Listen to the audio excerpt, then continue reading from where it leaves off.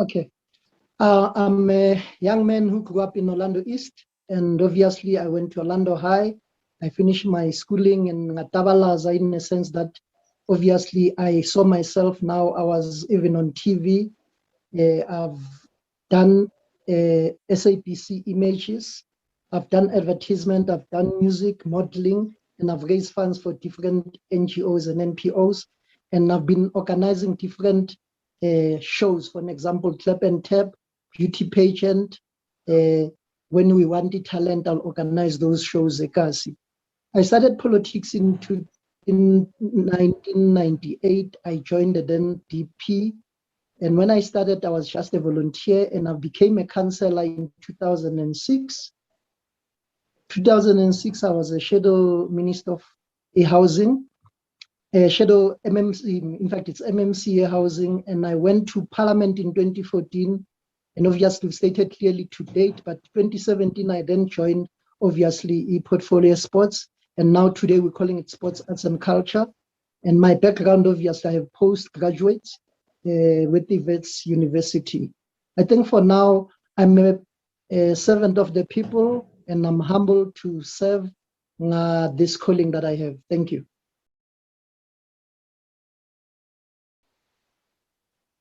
Okay, I think Portfolio Committee is a new model year oversight that we are doing in Parliament to ensure that service is taking place to all citizens for a better quality of life.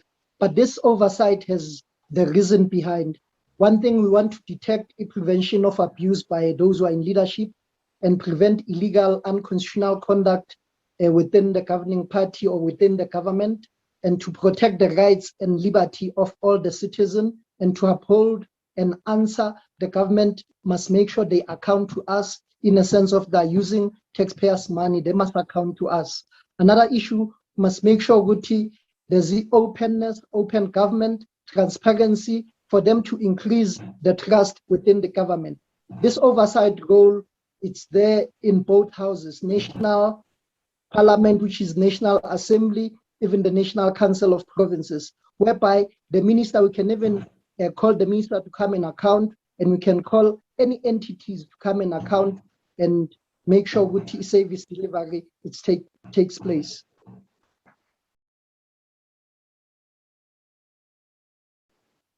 I think nationally, I'll give them 4 out of 10. Why I'm saying that, they don't even achieve my KPIs.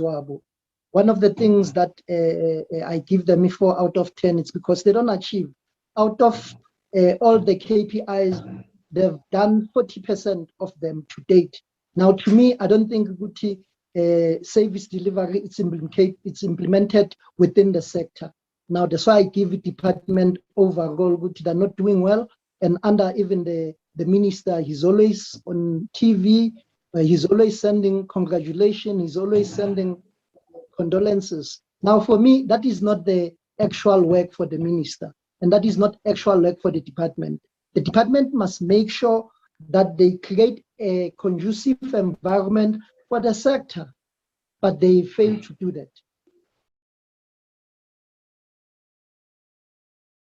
I think one of the things that is happening within the sector, especially in National Arts Council, I think they don't involve artists or the creative industry. What they do, they take their own employees, to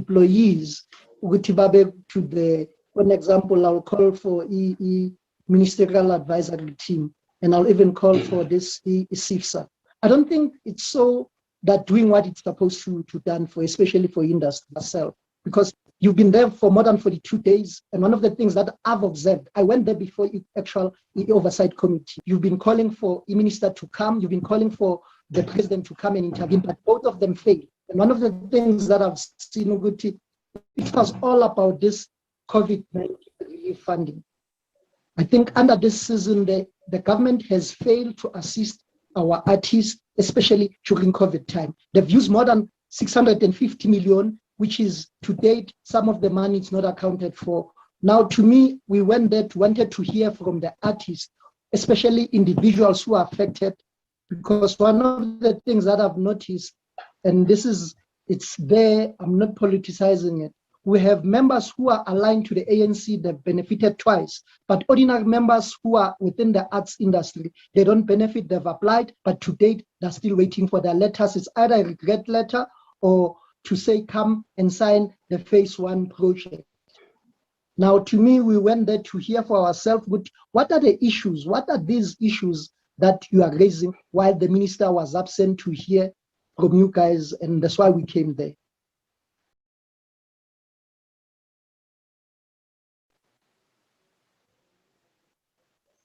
One of the things, luckily, last week, Tuesday, we only tabled the oversight visit report. And that report, it details exactly how do we feel as a committee.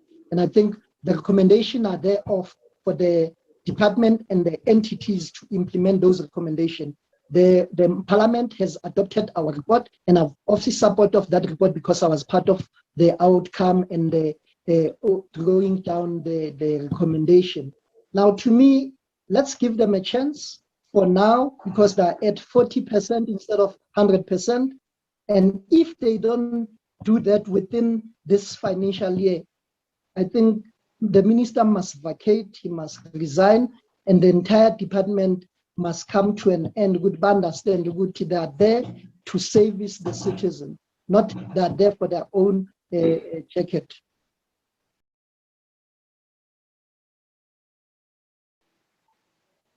Okay, one of the things we don't want board members or council members to serve in two entities. You'll find one board member will serve in NAC Omunyago Parkops, which is one of the recommendations that we made it clear. And another recommendation, we need people who are experienced, who have a knowledge of sector. Let's not bring people who are, imagine taking a nurse to come and serve or taking a medical doctor to come and serve in the industry, which is uncalled for. Those are the recommendations. Another issue, public participation is so important. Consultation is so important. The Batupile principle is so important. We saw it fit, but it was lacking. There was no communication with the department and the sector on its own, whereby you'll see things only on Twitter. If you don't have a Twitter or Facebook, you're not on social media, you're an artist, you are affected, but you don't get information. Now, those are the other recommendations that we came up with, and the usefulness and accountability of money. There's plus minus 300 million, which is mismanaged. We still to date are waiting for a forensic report, but that forensic report for information, I put it to you and I put it to the minister on Tuesday. We don't have that terms of reference. Now I wonder what report are they going to produce? Because Konamanje, even Nami as a member of parliament, I've asked formal question. I'm waiting for that report. I've put it even on the record, even on the day. CIFSA is run by an individual. There's no collectiveness on that. And one of the things why I'm saying it's run by an individual. The president of CIFSA failed to come and account to us when we came to you guys. We went to Free State, we went to Joburg. She failed to come and account. And one of the other things, out of plus minus 15 members, only 2 members attended our portfolio committee. Now it shows what these are the agents of the minister. These are not members within the structure. These are members who are co-opted or who are deployed, not elected to CIFSA as the CIFSA was supposed to be. One of the issues that we've raised, the financials. They don't have an audited financial statement to date. Now, one of the things that I've seen that they will go to different provinces, but that province will not support the actual FIFA because CIFSA, because there are recommendations that I've seen that the actual province, for example, Northwest, they've been there, but there's no representative from municipality level, provincial level. They only have a national individual. I don't know how did he go there, but at a local level and a provincial level, they don't have structures. You questioning issue, General Secretary. He's been suspended. I've asked that question. To date, no one responded. But nonetheless, my overview, obviously, these bodies are part of the minister deploying his soldiers within the entity. And when you check white paper, our stand white paper, it must be implemented. We must reduce these deployment projects, which are of an example of SIFSA ne MAT. MAT is Ministerial Advisory Team. Now, there are 6, but 3 members, half of that committee that advises the minister, are members of SIFSA. Now, each is duplication of work, and each is what our money is abused by those who are in charge. Because at the end of the day, they're getting allowances just to travel, they're getting allowances to attend meetings, plus minus when I calculated, because the response that I've received, but they've attended plus minus 36 meetings. Now, they only started in May. Times 36 meeting by 3,000, you'll get the actual amount times by 6 members who are there. Now, it's uncalled for. That money must be utilized for our activists within the sector, for our artists within the sector. My overall view, both of them, they must close shop. We elect a new body that will represent the entire creative industry. Yeah, I think firstly I want to note politics affect everybody. They affect the church, they affect business, they even affect you guys as a sector. Now, my view is, I think one of the issues that I'll maybe recommend that the sector must make sure they always involved. We have issues of AMA Act or legislation that we pass whereby the sector is not involved. We just they went to Joburg, they went to different provinces, but when you find out, obviously there's a lack of consultation. Now, my view is, I think all artists, all individuals within the sector, they must make sure that they go to the website of government, because the public participation is so important.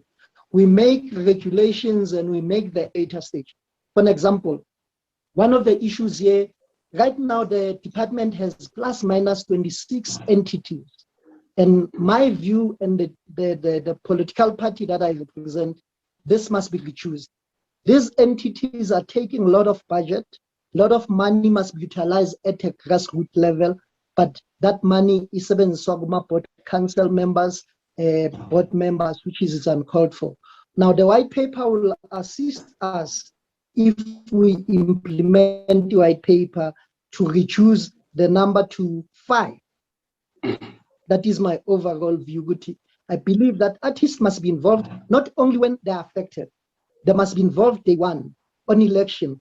I think it's your right as an artist to vote for whoever that you want to vote for. But note, before you vote, you must know what is the policy of that organization within the arts and culture sector. Because one of the things, maybe let me give the offer at DA. We feel that the artists are so important, and we feel good. The DA is a home for everybody. By protecting both language and heritage and the culture for all the people, not for some, but for all the people. That we must celebrate the diversity of the culture. There's diversity, and one of the things, there must be guideline when there's diversity. We must recognize the freedom of expression and associate, the right to choose which language to use, lifestyle that you use, and the participation thereof.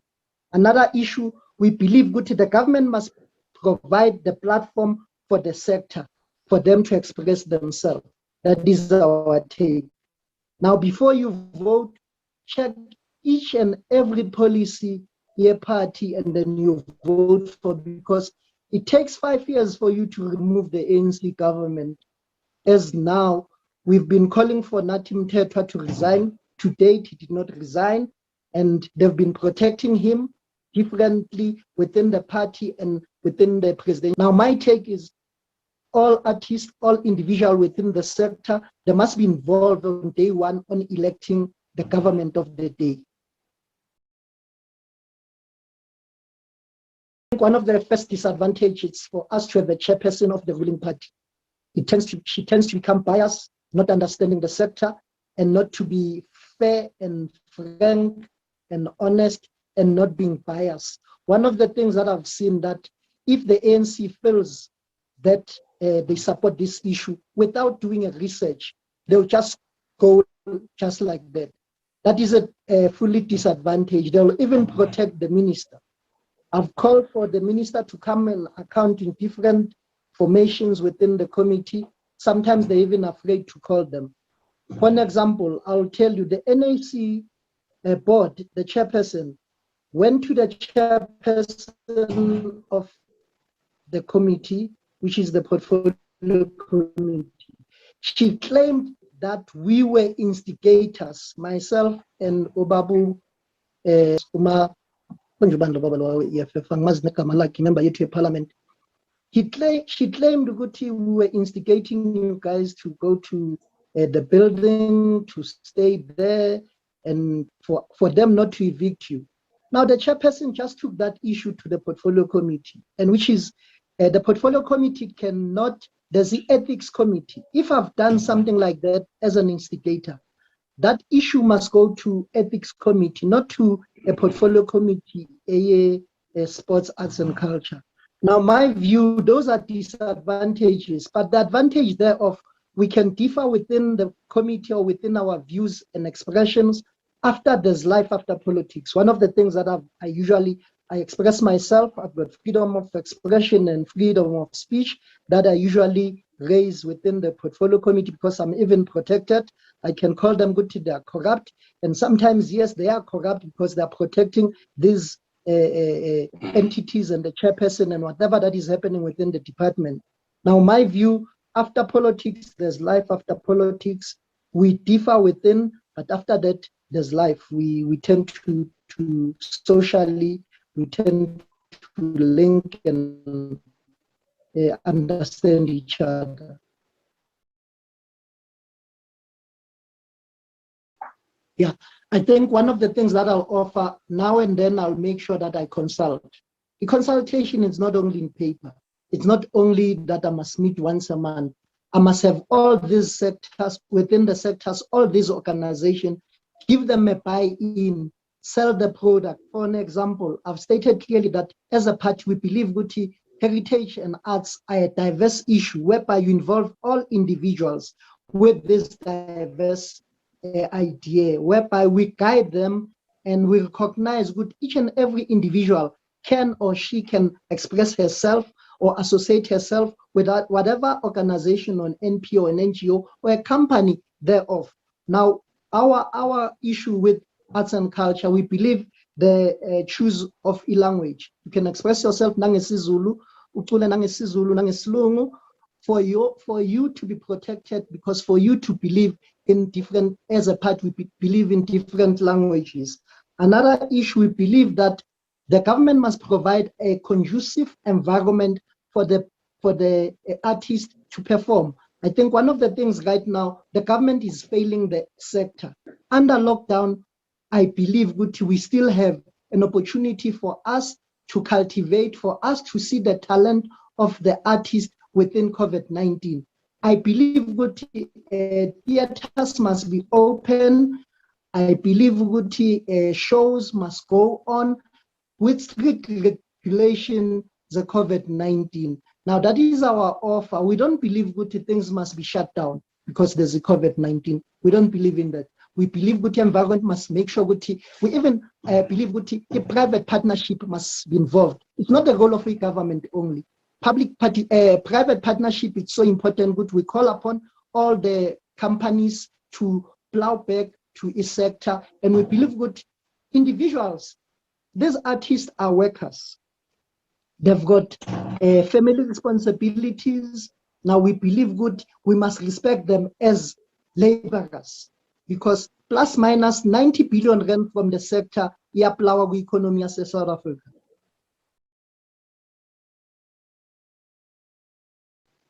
Yeah, I think one of the things you're quite right, the issue here, public participation for artists, they can even petition.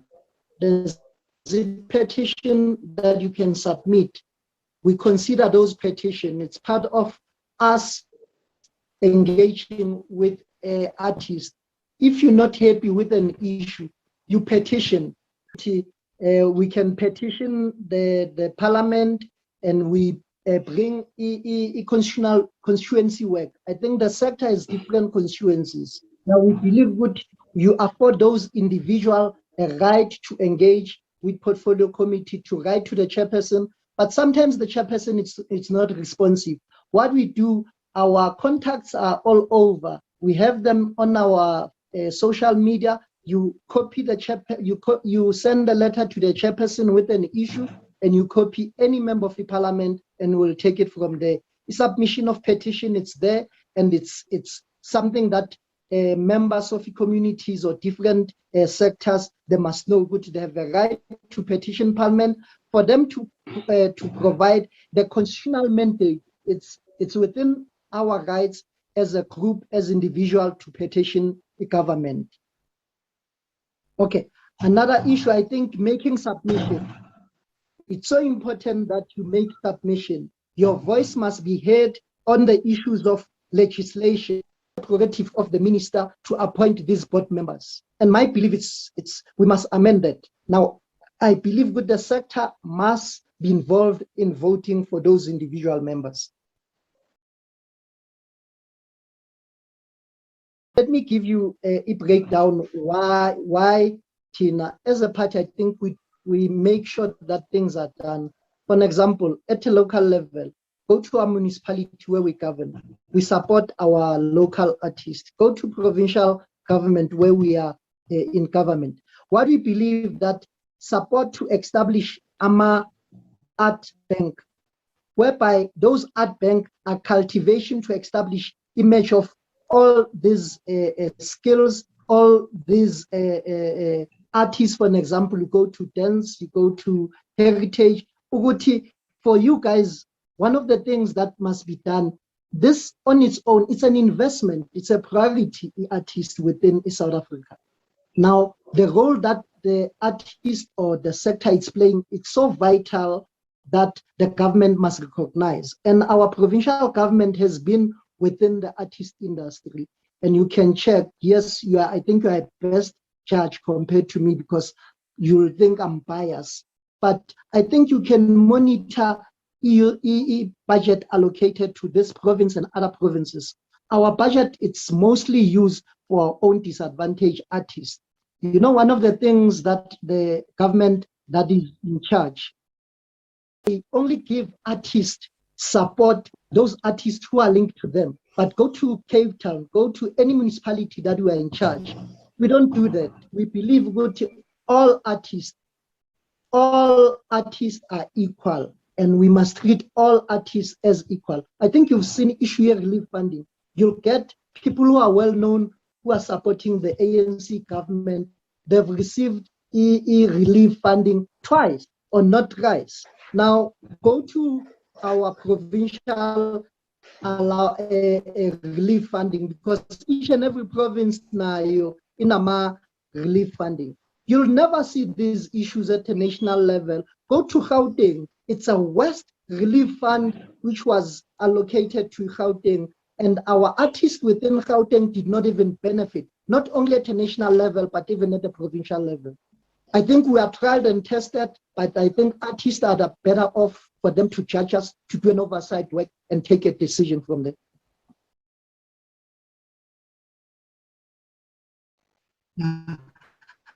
I think you must give me another opportunity. Ngabona network ngathi lokuyankaba, and which is, I believe, which one of the things that I tend not to understand. I think, guys, you are automatically organized, but one thing that the government wants, they want would never organize to link or to be associated with the present government, which is uncalled for.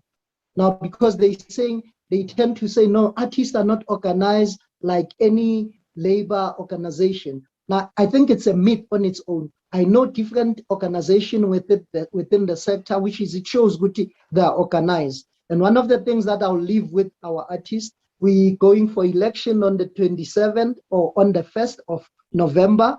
Now, the power, it's in your hands.